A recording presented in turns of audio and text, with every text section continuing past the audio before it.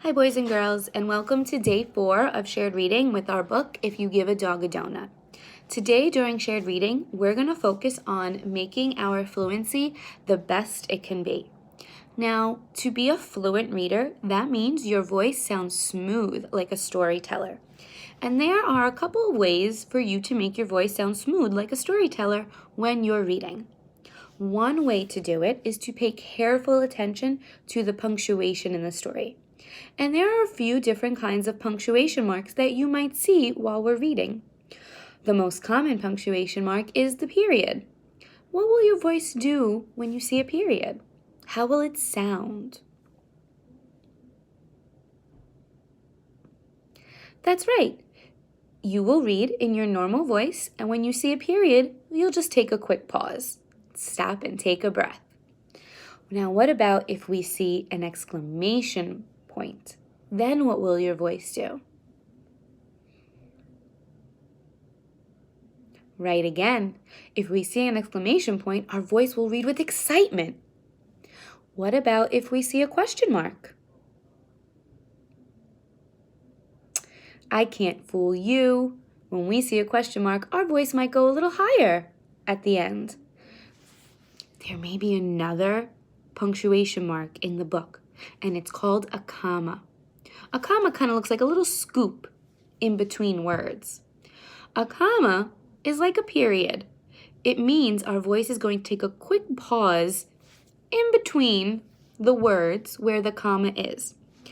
When we come to a comma in the book, I'll show you what it is. Now, there's another way that we can practice our fluency, and that is by grouping or phrasing certain words together.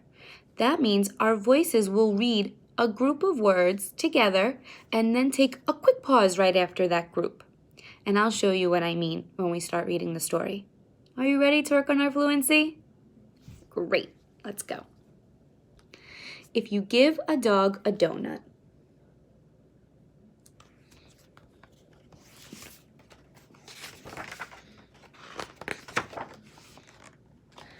if you give a dog a donut. Before we start reading, I want you to look here on this page. Do you see these scooped lines under some of the words? Those scooped lines are to help us group our words into phrases to help our fluency. Now there are 3 scoops on this page. 1, 2, and 3. The words that are scooped together are the words that we'll read together as a phrase. And we'll take really short pauses in between each phrasing. Now, in the first scoop are the words, if you give. In the second scoop are the words, a dog. And in the third scoop are the words, a donut. So listen very carefully to me read it first and hear how I group and phrase the words in the scoop together and how I take a very, very short pause in between the scoops. If you give a dog a donut, listen again. If you give a dog a donut, this time I want you to read it with me. And remember, phrase the words in the scoop together. Make your voice sound like mine. If you give a dog a donut, good job.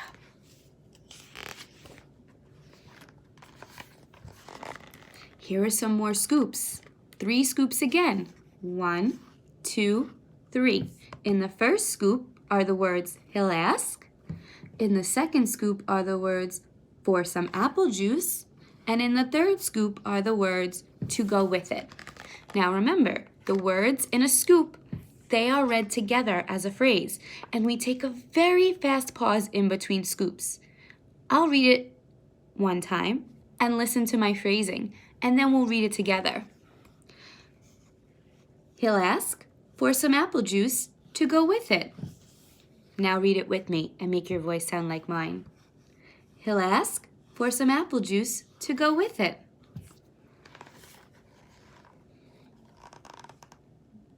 When you give him the juice, oh, look here. See that little hook? That's a comma. The comma helps us phrase our words. We're going to read the words before the comma in one scoop, take a short pause where we see the comma, and then scoop the second half of the sentence. Ready? When you give him the juice, he'll drink it all up. Read it again with me and make your voice sound like mine. When you give him the juice, he'll drink it all up. Let's keep going.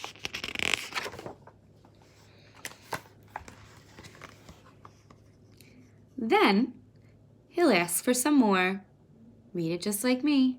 Then he'll ask for some more. There won't be any left. Oh, there's that comma again. What does the comma tell us to do? Pause and take a breath. So let's scoop. Let's phrase the first half of the sentence. Stop and take a quick breath, and then phrase the second half of the sentence. There won't be any left, so he'll want to make his own. He'll go outside to pick apples. Read it again with me. Make your voice sound like mine. He'll go outside to pick apples. You're sounding so fluent today. When he's up in the tree, he'll toss you one. Throwing the apple will make him think of baseball. Keep reading with me, like a storyteller. He'll want to play.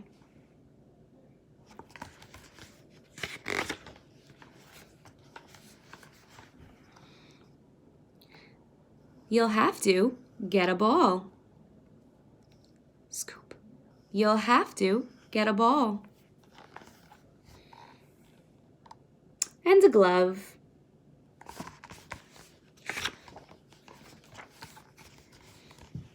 Oh, there's a comma again. So let's read. Of course. He'll also need a bat.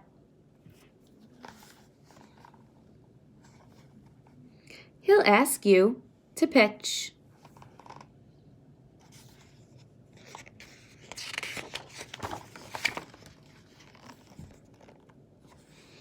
He'll hit a home run. What do we call this? What do we call this punctuation mark right here? What do we call that?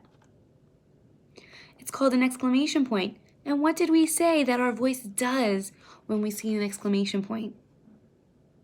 It reads with excitement. Let's go back and reread the story with excitement.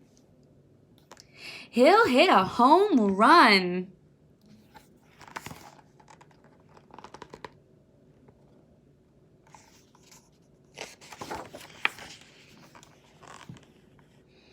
Then he'll do a happy dance to celebrate.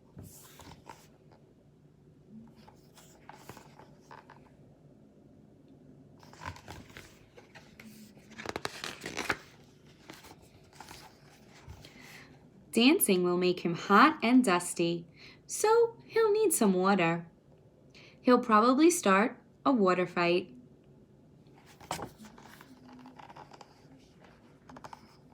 You'll have to dry him off with your bandana.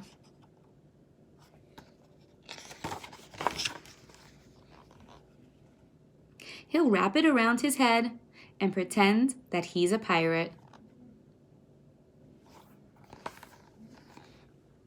Then he'll want to go on a treasure hunt.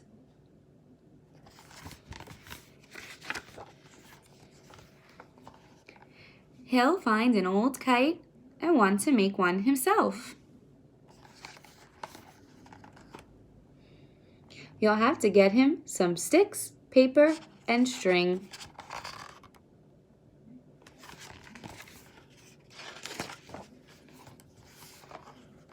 When the kite is finished, he'll want to fly it. It will go higher and higher.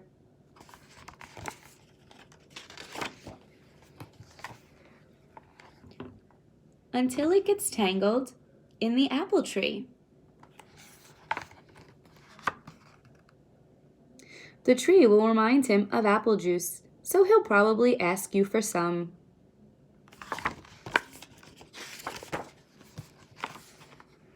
And chances are, if he asks for some apple juice,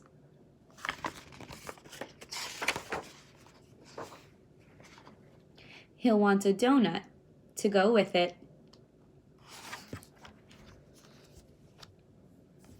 I loved hearing you read that, friends. Every day, you remember more and more of the words, and you get better and better about reading the exact words in the story. You also did a really good job today reading fluently. Let me just give you a quick reminder of the few things you can do to be a fluent reader. You can pay attention to the punctuation and make sure your voice matches the punctuation that you see on the page. And the second tip is you can read words in phrases. That means you'll scoop certain words together and take quick pauses between your scoops, between your phrasing of your words, so that your voice sounds smooth while you're reading. You don't want to sound like a robot. We don't read words like this. Did that sound fluent?